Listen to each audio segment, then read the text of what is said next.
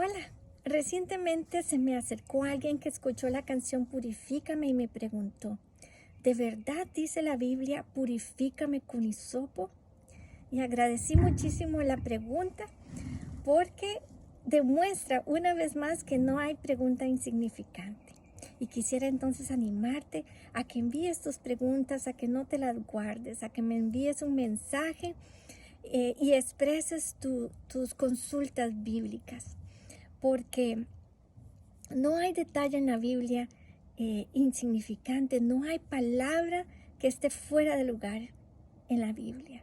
Cada detalle fue inspirado por el Espíritu de Dios para que el autor del libro lo comunicara y pudiéramos nosotros recibir el mensaje de Dios.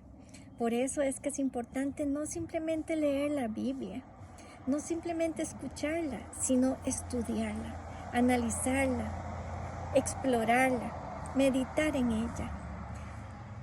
Y quisiera entonces responder esta pregunta y la respuesta parecería al principio corta.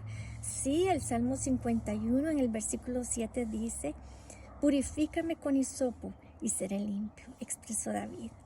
Sin embargo, para poder comprender el significado de esta frase hay que indagar un poquito más, porque nuestra cultura, nuestra época está distanciada totalmente de la época en que este salmo fue escrito por David, en lo que llamamos la era del hierro, cuando él reinaba en Israel. Eso fue hace miles de años, en una zona geográfica muy separada de la nuestra.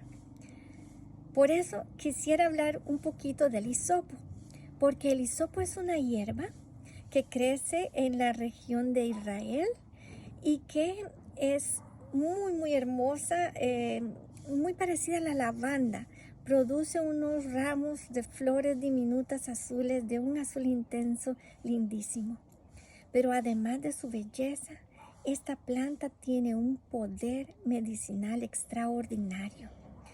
Sus capacidades para combatir infecciones fueron usadas en la época de David y a través de la historia ha sido una planta que nos ha permitido, por causa de su poder antiséptico, combatir enfermedades y que les permitió en esa época, era incluso el arma más poderosa que tenía Israel en esa época para combatir la lepra y las infecciones pulmonares como el bronquitis, por ejemplo. A tal punto, esta planta se convirtió en un símbolo de sanidad, de salud, de limpieza, que este símbolo también llegó a aplicarse al área emocional y al área espiritual para representar limpieza, santidad, también de espíritu, también emocional, también en nuestra relación con Dios. De hecho, el hisopo, las ramitas del hisopo eran utilizadas por el sumo sacerdote para esparcir la sangre del cordero en el templo. En aquella época, cuando se sacrificaba una vez al año un cordero como expiación de los pecados, para pedirle perdón a Dios por los pecados del pueblo. Y esto Dios lo indicó, lo permitió, porque era un aspecto profético que anunciaba lo que el Mesías haría en la cruz del Calvario. Y entonces, uno de nuestros versículos preferidos que hemos estudiado anteriormente, el versículo de Colosenses 2:17, cobra vida de nuevo, cuando dice que el Antiguo Testamento era sombra de lo que vendría, era profecía de lo que iba a venir, era un anuncio de lo que iba a acontecer cuando viniera el Mesías. Que el Mesías, al morir en la cruz, el Hijo de Dios, al ser inocente y morir en la cruz por nuestros pecados, traería limpieza a la humanidad de sus pecados y permitiría que la humanidad fuera reconciliada con su Creador, que es santo. Y entonces el hisopo tiene un significado profético en este pasaje, porque profetizaba la venida del Mesías como el Cordero de Dios, que pagaría los pecados del mundo, que nos permitiría ser limpios delante de Dios, tener una nueva relación con Dios y poder empezar de cero. Poder empezar nuestra relación con Dios desde la santidad. Y así tener la esperanza de no tener que recurrir una y otra vez o caer una y otra vez en el mismo pecado, en el mismo error y seguir cometiendo los mismos errores, sino que por medio del sacrificio de Jesucristo en la cruz y de su resurrección tendríamos esperanza de limpieza, pero también de resurrección, también de redención, también de cambio, porque Él prometió darnos al Espíritu Santo de Dios, que nos guiaría a toda verdad y que produciría en nosotros el querer como el hacer por su buena voluntad.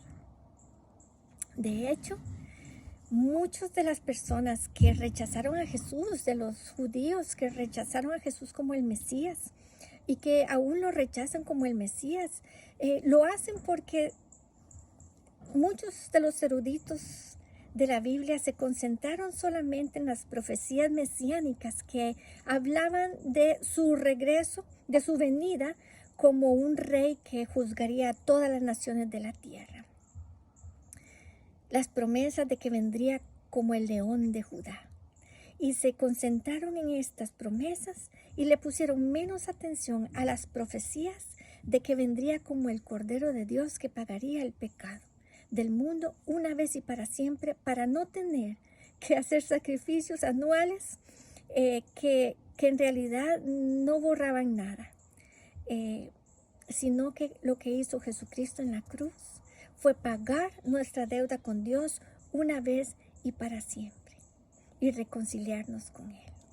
Entonces, las profecías mesiánicas, como también mencionamos anteriormente, están divididas en dos. En las profecías que se refieren a Él como el Cordero de Dios que moriría en la cruz para pagar nuestros pecados, profecías que fueron cumplidas ya, cientos de profecías de las cuales también hemos hablado y hemos estudiado, pero también otras, las profecías de que Él vendrá un día como el león de Judá a reinar, a gobernar, a juzgar todas las naciones de la tierra.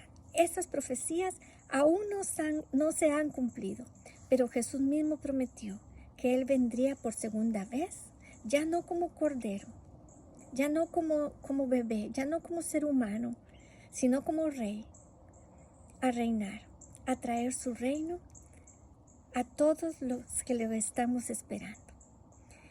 Es mi oración el día de hoy que el Espíritu Santo dé vida a cada detalle de la palabra, para que tu esperanza de cambio, de santidad, de sanidad, sea reverdecida cada vez que estudie las Escrituras. Dios te bendiga. Nos vemos pronto.